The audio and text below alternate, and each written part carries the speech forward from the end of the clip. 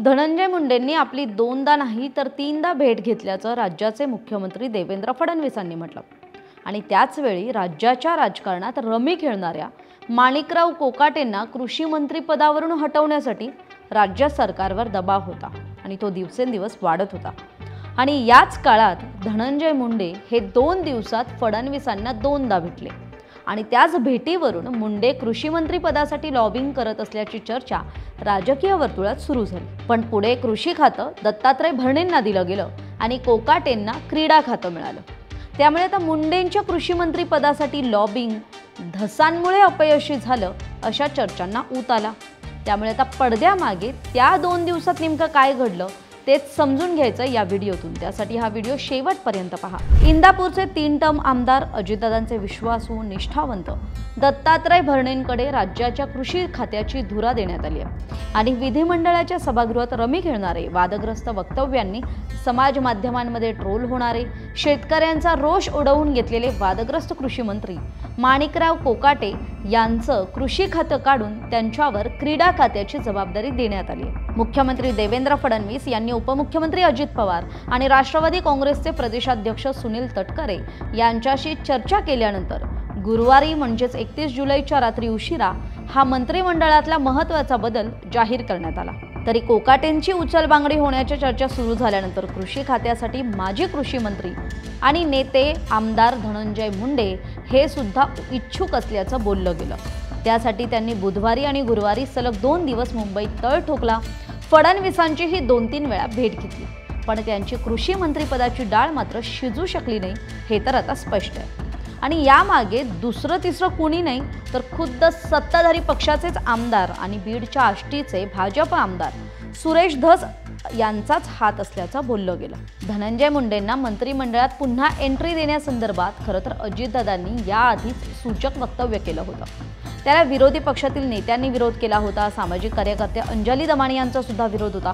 खुद्द धनंजय मुंडेंच्या पूर्वाश्रमीच्या पत्नी करुणा मुंडे यांचाही विरोध होता। पण सत्ताधाऱ्यांपैकी आणि त्यांच्याच पक्षाचे म्हणजेच माजलगावचे राष्ट्रवादी काँग्रेसचे आमदार प्रकाश सोळंकेंनीही याविषयी विरोध हा उघडपणे बोलून दाखवला होता। यावेळी आपल्या मुंडेंना विरोध नाही असं म्हणतानाच सोळंकेंनी त्यांच्यावर कसा अन्याय झाला याबाबत वक्तव्य केलं होतं। त्यामुळे सोळंके स्पष्ट बोलत नसले तरी त्यांनाही मुंडे हे मंत्रिमंडळात नकोत अशी चर्चा सुरू झाली आणि त्यांचा विरोध होतो ना होतो तोच या प्रकरणात धसांनी एंट्री घेतली आणि मग तिथूनच सगळा डाव फिरला। झालं असं की डिसेंबर 2024 मध्ये संतोष देशमुखांच्या हत्येनंतर बीडचं राजकारण हे पूर्णतः बदललं। धनंजय मुंडेंचे राईट हँड अत्यंत निकटवर्तीय जवळचे मानले जाणारे वाल्मिक कराड हे या हत्या प्रकरणात मुख्य सूत्रधार असल्याचा ठपका त्यांच्यावर ठेवण्यात आला आणि मग त्याला अटक झाली। त्यानंतर धनंजय मुंडेंवर कारवाई झाली। त्यांच्या हातून अन्न व नागरी पुरवठा खात्याचं मंत्रिपद गेलं। त्यांना मंत्रिपदाचा राजीनामा द्यायला लावला। मुंडेंवर मागच्या काळात कृषी मंत्री असतानाच्या काळातही घोटाळ्याचे आरोप झाले होते, पण त्या आरोपांमधून त्यांना न्यायालयानं नुकतीच क्लीन चिट दिली आहे। त्यामुळे धनंजय मुंडेंना पुन्हा कॅबिनेटमध्ये जागा मिळेल अशी शक्यता बोलून दाखवली जात होती, कारण खुद्द अजित पवारांनी त्याबाबतचे संकेत दिले होते। आता अशातच बुधवारी विधिमंडळाचा अहवाल आला आणि त्यात माणिकराव कोकाटे हे तब्बल 22 मिनिटं विधान भवनात रमी खेळत असल्याचं स्पष्ट झालं। त्यानंतर त्यांचे खाते बदलण्याच्या हालचाली सुरू झाल्या।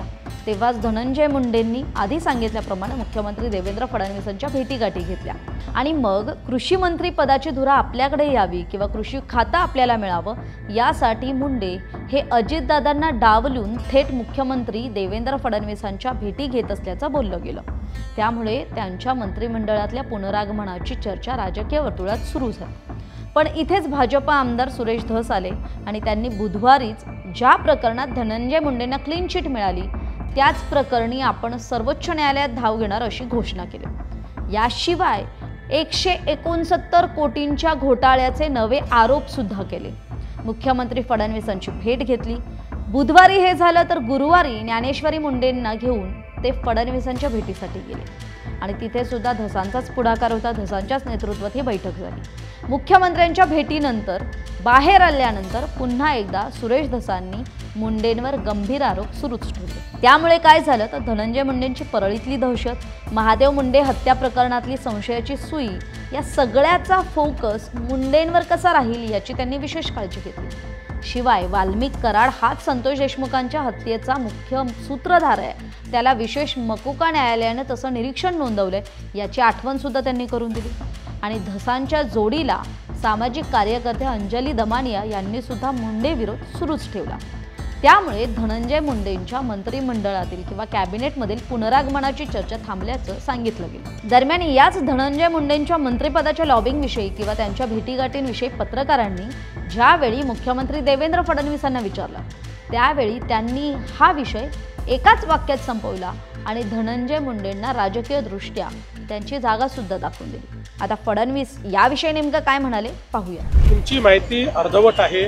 त्यांनी 3 वेळा माझी भेट घेतलेली आहे, वेगवेगळ्या कारणाने भेट घेतलेली आहे। कुठल्याही भेटीमध्ये मंत्रिमंडळाबद्दल चर्चा झालेली नाही। मंत्रिमंडळाची चर्चा ही धनंजय मुंडेंच्या स्तरावर होत नाही। मंत्रिमंडळाची चर्चा मी अजितदादा आणि एकनाथराव शिंदे करतो। त्यामुळे धनंजय मुंडेंच्या कृषी मंत्रिपदाचा डाव हा खरं तर धसांनी कसा उधळून लावला हे आपल्याला यातून एक परिस्थिती, आपण राजकीय परिस्थिती पाहिली तर कळेल आणि ते तसं म्हणायला निश्चित जागा सुद्धा आहे। तरी याविषयी इनपुट्स दिले होते माझे सहकारी ऋषिकेश नळगुणे याने, आणि आपली याविषयीची मतं कमेंट करून जरूर सांगा।